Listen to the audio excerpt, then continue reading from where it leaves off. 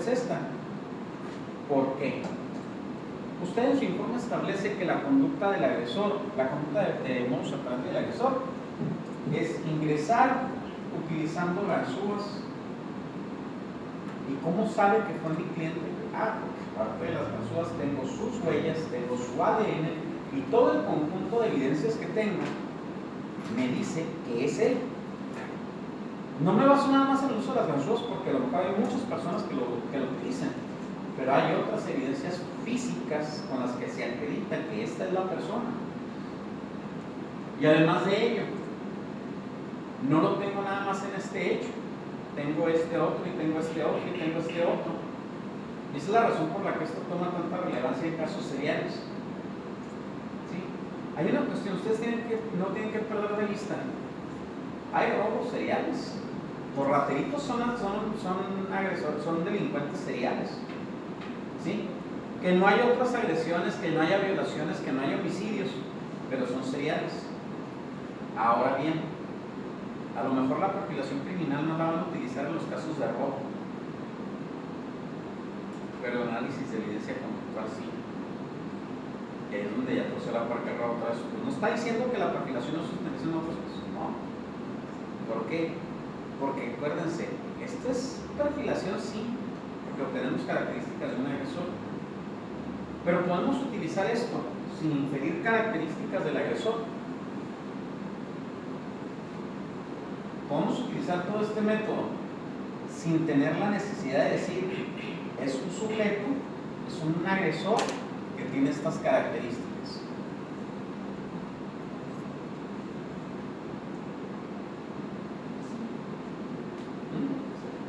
¿Para qué? ¿Para qué? ¿Para eso no lo puedo buscar? ¿O me refiero para qué lector? ¿Para qué lector? No. ¿Con qué finalidad? Pues ir encuadrando el tipo de delincuente que estamos buscando. Sí, pero acuérdense, sin decir quién es ni cómo es.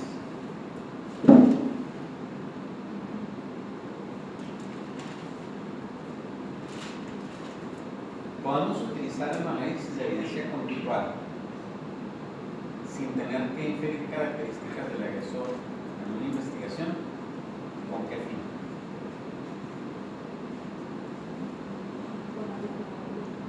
Se me ocurrió para enlace de casos.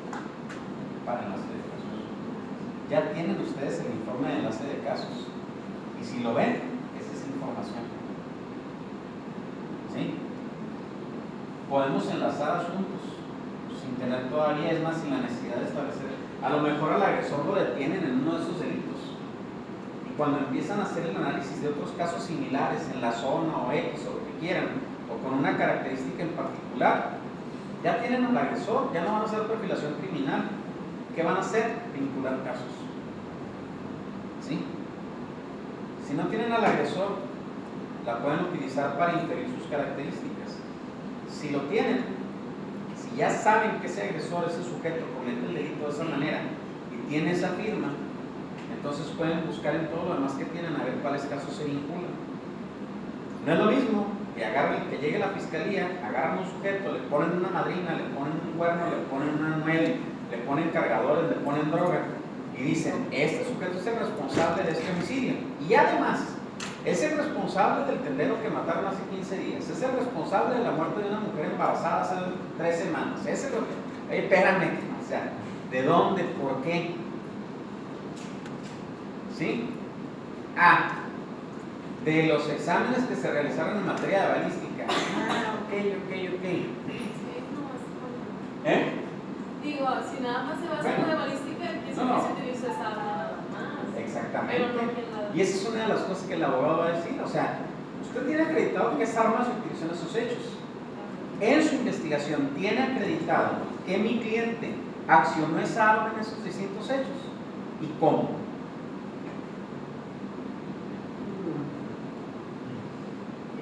Esa no es firma, ese es modus operandi, y el modus operandi se repite. ¿Qué más hay que nos diga que ese mismo sujeto cometió esos ilícitos? Pónganse a trabajar y van a encontrar. Y a lo mejor el problema va a ser que cuando hagan el análisis se van a dar cuenta que no es el mismo sujeto. Que puede suceder, o sea, no digo que suceda, puede suceder. El problema es en el puede suceder. Le presentan ustedes al juez una duda razonable y a lo mejor lo van a dejar por un homicidio o por el hecho en el que sí está acreditado que lo cometió, pero no por los demás. Ese es el problema, esa es la complejidad del proceso de investigación criminal. ¿Sí? Si lo vamos a hacer bien, hay una cantidad tremenda de variables y tenemos que estar dispuestos a trabajar con todas esas variables. ¿Sí? Si queremos encontrar cosas en común, no basta con encontrar una misma pistola que se haya utilizado en 8 diferentes hechos. Lo que nosotros queremos acreditar es que esa pistola fue accionada por ese sujeto en esos mismos hechos, en los mismos 8 hechos o los que quieran. ¿Sí? Eso es lo complejo. Y ahí es donde a mí, cuando me presentan un sujeto, dicen que es el responsable de todas las ejecuciones del mes pasado. Neta. Se le encontró, y dejen ustedes la explicación, ahí está. Se le encontró en poder del arma que fue utilizada en los 8 homicidios. Y luego, dime, si yo fuera un candidato, ¿qué? A ver, fiscal, dígame, y luego, ¿qué más? Es que es la misma arma. Y luego. El sarcasmo para sacarlo. Prácticamente, o sea, ya cuando uno lee las notas, las lee de manera distinta como las del resto de la gente. El común de la gente diría, mira, y es la misma pistola para matar a las 8 gentes. Sí. No, perros desgraciados, inútiles, vendidos, lo dejaron salir por los otros 7 homicidios y nomás se quedó por este. Pues sí, porque no tenías más evidencias. Y no me refiero nada más a evidencias físicas, que de las físicas se obtiene el conducto. ¿Explico? Pero bueno, una vez que tenemos establecida la conducta del modus operandi, esa repetición del modus operandi, la conducta de firma, la repetición de la firma, este tercer punto es el que nos mete en camisa de los cebados. ¿Por qué? ¿Sí? ¿Qué fue lo que lo motivó? ¿Cuál es su motivación? ¿Por qué esa víctima? ¿Por qué ese delito? ¿Por qué de esa manera? ¿Sí?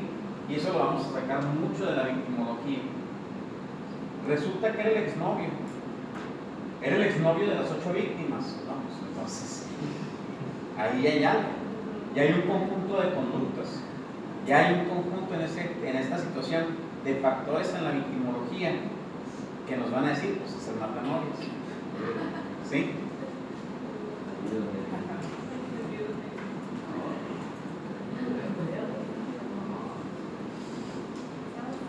Aquí no que no pongan atención en esto. Todo desde la primera diapositiva es importante. ¿Sí? Este es el fundamento, esta es la base de todo lo que hacemos. Para eso han estado en el diplomado todos estos meses. ¿Sí? El análisis del delito en sí, del modus operandi en ese delito. El propósito, establecer cómo se llevó a cabo el delito y sugerirnos el porqué. El modus operandi nos puede sugerir la motivación, no nos la va a dar, nos la sugiere. ¿Sí? Vamos a establecer el acceso a la escena, la planeación, establecer los actos precautorios, establecer el móvil y reducir el grupo de sospechosos. ¿Sí? Si ya tenemos el lugar, el perito oficial y de gobierno va a tener la información de primera mano. ¿Sí? El perfilador probablemente no vaya al lugar, pero el perfilador va a necesitar ir. ¿Para qué? ¿Cómo entró? ¿Es un lugar de acceso libre? ¿Es un lugar de acceso cerrado? ¿Tiene vigilancia? ¿No tiene vigilancia? ¿Hay guardias? ¿No hay guardias? Es más, hasta permanecer en el lugar un rato para ver, para conocer. No quiero dar ideas, pero si hay un patrón en los recorridos de la policía en el lugar, Puede darse. Nosotros lo tenemos, yo no sé si eso sucede aquí, pero nosotros tenemos una repetición de ese patrón. ¿En qué sentido? En el sentido de que tienen que pasar cada cierto tiempo por los negocios y se bajan con los dueños de los negocios a que les firmen que se pasaron. O sea, los jefes no les creen. ¿Sí? Pero si tenemos un patrón en el recorrido, ¿qué nos va a decir? Nos dice que existe la posibilidad de que el sujeto esté enterado, informado de ese patrón, y no necesariamente porque alguien se lo hubiera dado, sino porque también realizó su trabajo de inteligencia, de vigilancia. A lo mejor tiene velador, a lo mejor no. Y si esa información no vamos nosotros a verla en el momento, en el lugar, a la hora que fueron los hechos, no la vamos a recabar. No podemos de manera educada decir que hay planeación si no hemos ido a conocer el lugar. No podemos hablar que conocemos plenamente si el sujeto tenía acceso o no al lugar si no vamos a observarlo. No es lo mismo que el lugar de los hechos sea en el interior de un fraccionamiento privado con caseta de vigilancia, con guardia, ¿sí?, que la vivienda, digo, porque allá si llegamos a ese extremo, no sé si aquí, que la vivienda tenga una barda perimetral, que sobre la barda perimetral tiene alambres electrificados, no de púas, estamos hablando de electricidad, ¿sí?, que ya tienen ustedes la puerta, una reja para ingresar a la vivienda, con una chapa de esas de seguridad de doble cerrojo, de esas de cilindro, con 2 candados aparte, ¿sí?, que ingresan y que la puerta tiene acceso con tarjeta. En lugar de tener cerradura, es una tarjeta electrónica. ¿Qué tiene que hacer el sujeto para accesar ahí? Tiene que tener los medios para accesar, tiene que tener el permiso para accesar. Si encontramos a la víctima en el interior, tiene que tener acceso a la caseta de vigilancia, tiene que tener acceso por la puerta, por la reja, tiene que tener acceso con la tarjeta. Ya les habla de un tipo de sujeto en particular. Es una persona que tiene acceso al lugar. ¿Por qué? Pues ¿cómo que por qué? Vea todo lo que hay para poder pasar. Pero si nosotros nos basamos, imagínense ese mismo ejemplo, si nosotros basamos nuestra opinión de que tiene acceso o no, basados en las fotografías del lugar, y más allá de eso, ¿sí?, vamos a pensar que el perito no es tan bueno y no toma fotos del acceso donde está la caseta de vigilancia, sino que para él lo importante de la escena es la calle donde se sucedió el hecho, la vivienda en particular. No menciona que tiene el cerco electrificado, ¿sí? Entonces, ya algunas de las medidas de seguridad que tenía esa vivienda, el mismo criminalista, el mismo perito de campo, no las menciona. Y sí, tiene el acceso con la tarjeta. Perfecto. Sabemos que es alguien que tiene acceso con la tarjeta. Bien. Pero ¿no sería importante saber que tenía acceso por la vigilancia, que tenía todo lo demás? Claro que sí. La tarjeta se la pueden robar. La tarjeta se la pueden sacar y la pueden clonar. ¿Sí? La intención, el móvil del sujeto puede ser clonar la tarjeta para robar. Pero que pase por el control de vigilancia, el externo, que pase y que tenga acceso por la reja y que llegue con la tarjeta, ya no es de alguien que se encontró la tarjeta o que clonó la tarjeta. Además es de alguien que tiene conocimiento del lugar. ¿Sí? La misma persona le tiene confianza Que se ha conocido de la persona. ¿Explico? Entonces todos esos factores, ¿sí?, si el sujeto, si la persona no va al lugar a examinarlos, no los va a conocer. Así tengan 1000 fotos, si no tienen las fotos que son relevantes para la investigación, no van a tener información. Establecer la planeación Obviamente, ¿sí? Ya les dije, vamos a establecer que el sujeto planeó. Establecer los actos precautorios. ¿Cómo establecen los actos precautorios? ¿Sí? Aquellas actividades, aquellos actos tendientes a ¿qué? A prevenir la detección, a prevenir la identificación y obviamente con eso evitar ser aprendidos. El modus operandi tiene también esas características. El modus operandi es la forma de hacer las cosas para evitar ser detectado, para evitar ser identificado y para evitar ser aprendido. Y si el sujeto es exitoso y tiene un modus operandi, bueno, lo debe evitar. ¿Sí? ¿Para qué estamos hablando de los actos precautorios? Que limpie el lugar para que no deje evidencias. ¿Sí? Es parte del modus operandi, pero tiene una finalidad en específico: destruir la evidencia, borrar la evidencia, si quieren llamarlo de esa manera. ¿Sí? Como les decía yo en el asunto del muchacho de ayer, planear. ¿Planear qué? Reportar el vehículo como robado. ¿Para qué? Es un acto precautorio para, según él, evitar ser detectado. No funcionó, pero sigue siendo un acto precautorio. ¿Sí? Establecer el móvil, insisto, ese es un poquito más complejo. De todo lo demás es posible que lo tengamos. Nos reduce el número de sospechosos. ¿Por qué? Porque si podemos establecer que la persona tiene o no tiene acceso, ya sabemos que o es de un grupo de personas que tienen acceso a la vivienda o es del grupo de personas que no lo tienen. ¿Sí? Cuando hablan de que la persona tiene acceso libre a una vivienda, a una empresa, pasando por filtros de seguridad, cuidándose de que por donde pasa agacha la cabeza y trae gorra para que no se vea su cara, ¿qué quiere decir? Que sabe dónde están las cámaras o que las ve. Déjenme les digo, ahorita en la actualidad hay medidas de seguridad en ese aspecto, de seguridad industrial, donde las cámaras no se ven, no están a simple vista. Entonces el hecho de que cuando ustedes ven las grabaciones se den cuenta que el sujeto agacha la cabeza, se den cuenta que el sujeto no se ve en las cámaras de vigilancia, pero sabemos que estuvo ahí, quiere decir que sabe dónde están. ¿Sí?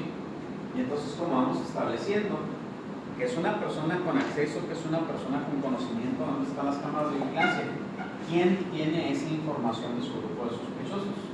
La familia. En el caso de una vivienda, la familia.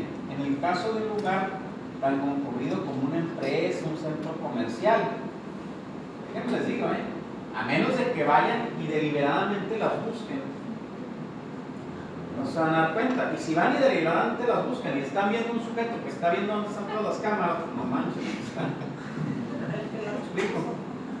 ¿Quién tiene información de dónde están las cámaras de seguridad?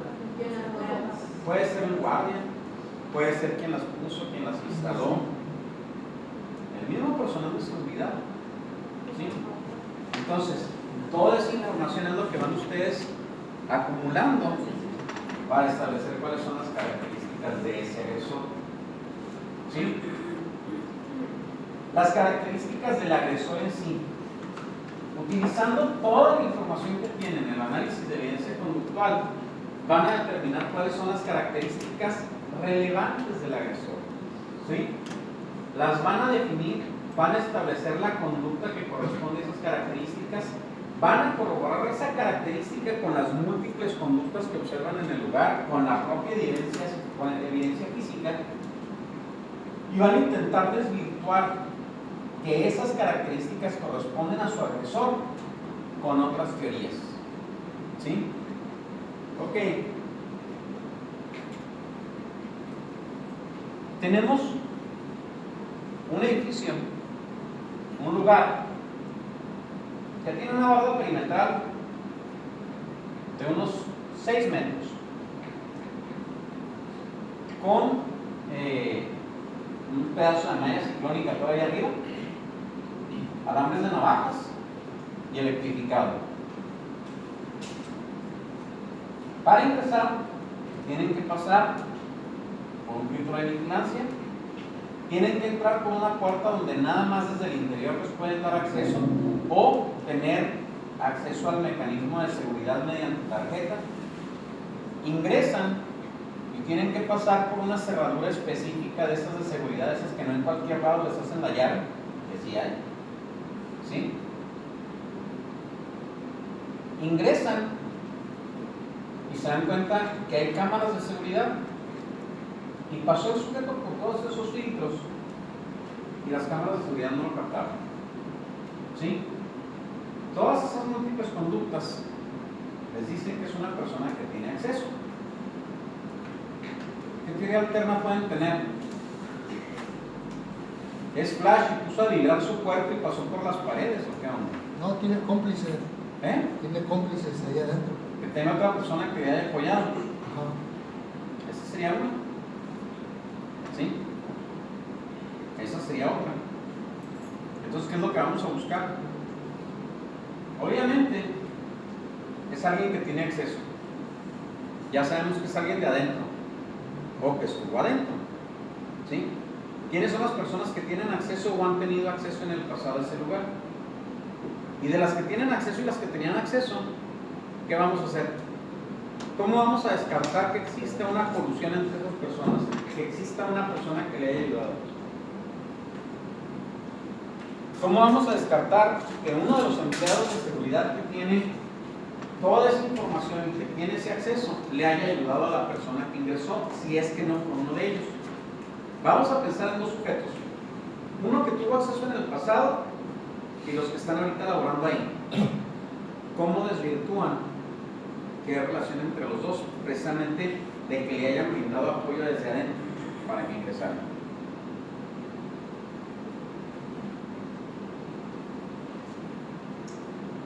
Una, pueden ellos ser los mismos, ¿no? O sea, hacer la misma operación ellos con la oportunidad de que esta persona está dentro, pues aprovecha el que está afuera y lleva a cabo su acción. O otra también puede ser de que sea una persona conocida y que él haya aprovechado y lo amenace el tipo de que lo abre, porque no puede ser también exclusivamente que se aproveche del conocimiento que está dentro y que el tipo de que le abre lo amenace, ¿no? No puede ser. Es que lo veo que dice, ¿no? No, pero fíjense bien. Yo lo que quiero es que desvirtúen. O sea, que en un momento dado, si tienen uno, vamos a ser más específicos. Tienen un ex guardia de seguridad y tienen un conjunto de guardias de seguridad, no nada más uno, varios. Y tienen su teoría alterna, es la que dijo el compañero, que alguno de estos guardias de seguridad apoyó al que ya no trabaja ahí. ¿Cómo van a desvirtuar? No cómo van a comprobar. Sí, vuelvo a lo mismo, no trabajamos para comprobar, utilizando el método científico comprobamos para desvirtuar. Trabajamos para desvirtuar. ¿Cómo desvirtuamos? ¿Cómo destruimos la teoría del compañero de que alguno de los guardias de seguridad ayudó al que ya no trabaja ahí? ¿Cómo? Con la etimología, viendo la relación, yo diría que pidiendo los informes a la empresa de seguridad, todos los sistemas electrónicos tienen un registro.